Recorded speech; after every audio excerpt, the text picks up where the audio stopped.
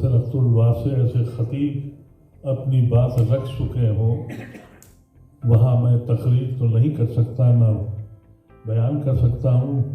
ہر پہلو پر ابھی جو مقالے پڑھے گئے مولانا کے، وہ سب کو بھی معلوم ہے، ہم نے بھی پڑھے ہیں اور بہت ہی لائق باتیں رکھی گئیں، لیکن میں چند باتیں صرف 2 منٹ میں ختم کرنا چاہتا ہوں کہ میں نے مولانا آزاد کو کیسے سمجھنے کی کوشش کری۔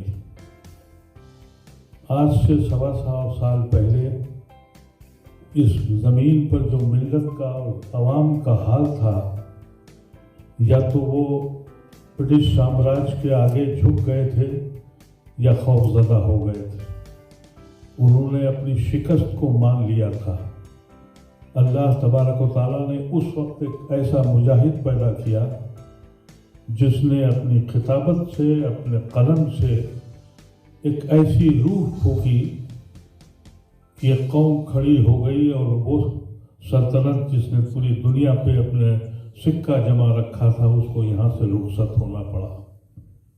آج وہی کیفیت 100 سال کے بعد میں آج کی دنیا میں دیکھ رہا ہوں۔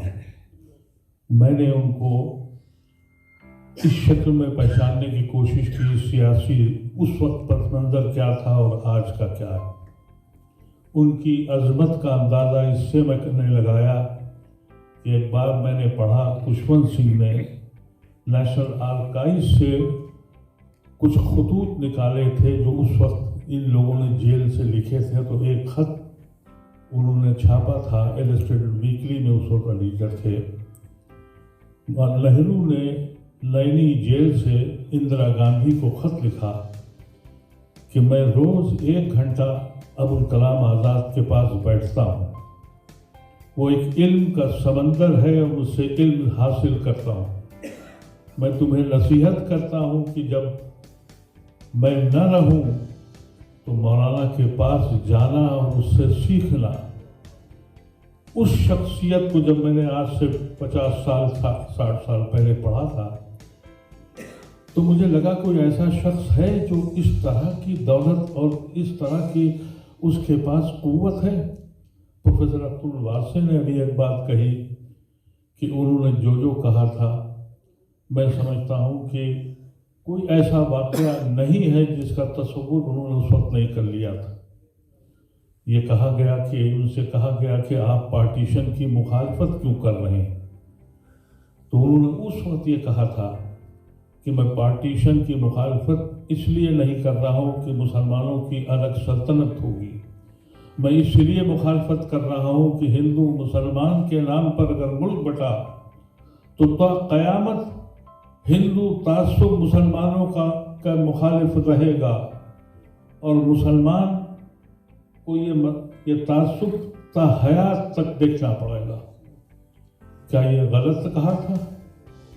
آج کے دور میں ہم کیا دیکھ رہے ہیں؟ بڑا ہندو وہ ہے جو ہم سے کتنی نفرت کرتا ہے، وہ بڑا ہندو کہلاتا ہے۔ یہ مولانا آزاد نے پہلے ہی کہہ دیا تھا۔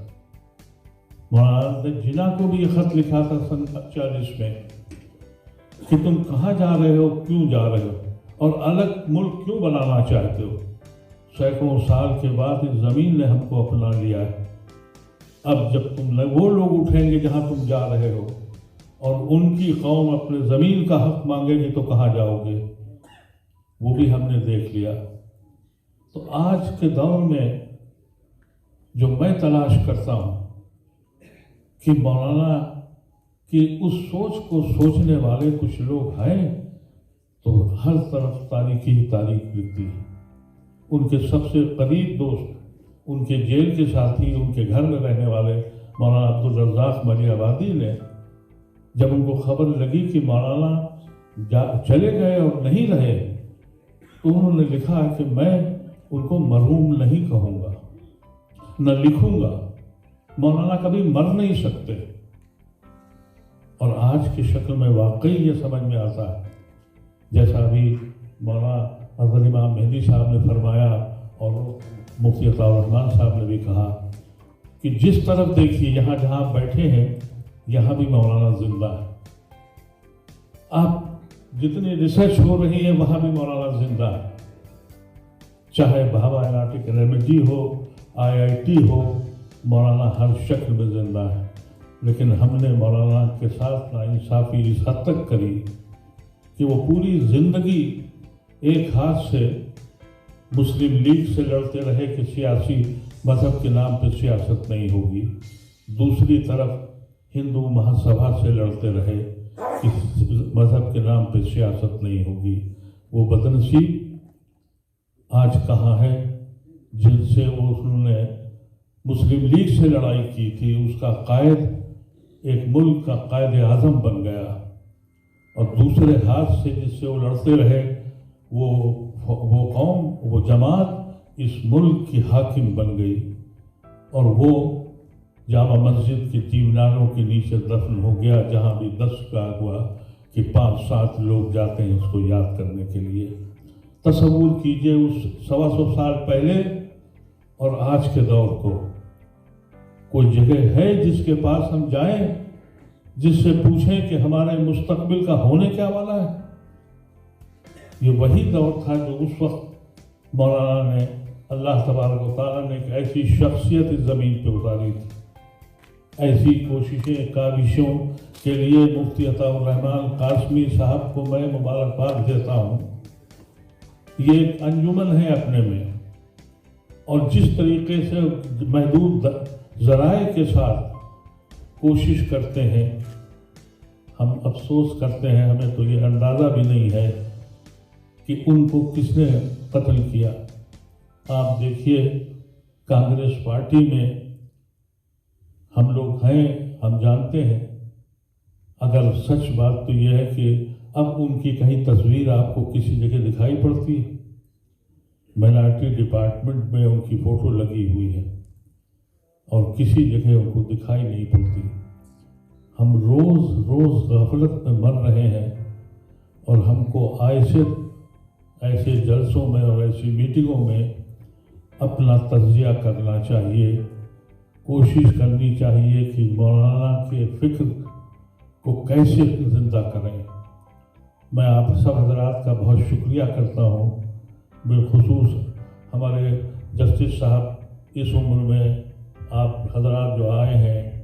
मैं समझता हूँ कि एक पैगाम लेके जाना चाहिए, और अगले साल जब ये हमारी एकेडमी और ये आज़ाद फाउंडेशन जो भी हम लोगों के लोग हैं, इसको जब करें तो ये सोच के चलें कि यकीनी तौर पर हमारे पास अब चांद सितारे नहीं हैं, लेकिन छोटे छोटे जो तारे दिख रहे हैं, अब सूरज और चांद नहीं है हमारे पास कि वो इतनी रोशनी दे सके, इतनी समझ दे सके।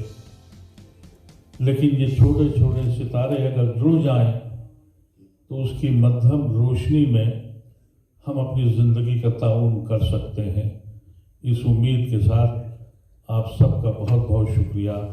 इंशाअल्लाह अगले साल शायद हम इससे बड़ी तादाद में जमा हों और अपने मुस्तकबिल का खाका बनाने की कोशिश करें। जो कौमें अपने मुस्तकबिल का खाका नहीं बनाती वो ज़मीन की उस सतह पर होती हैं जहां हम खड़े हैं। इसके नीचे जाने की कौन सी जगह बची है अगर अब भी हमने अपने मुस्तकबिल का खाका नहीं बनाया। मौलाना सब कुछ बता कर और लिख कर बोल कर चले गए थे, वो इतना बड़ा ख़जाना है, उसको सोचना चाहिए, उस पर अमल करने की कोशिश करनी चाहिए। बहुत बहुत शुक्रिया हज़रात।